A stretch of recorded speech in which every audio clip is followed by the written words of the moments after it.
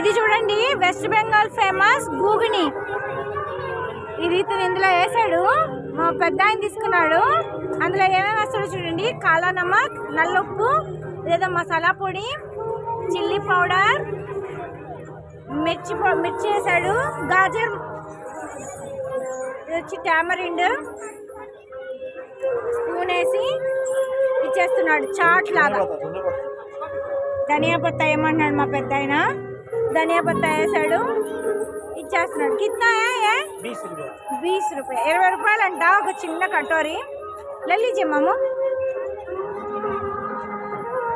ఇదిగోండి west Bengal famous గూగుని.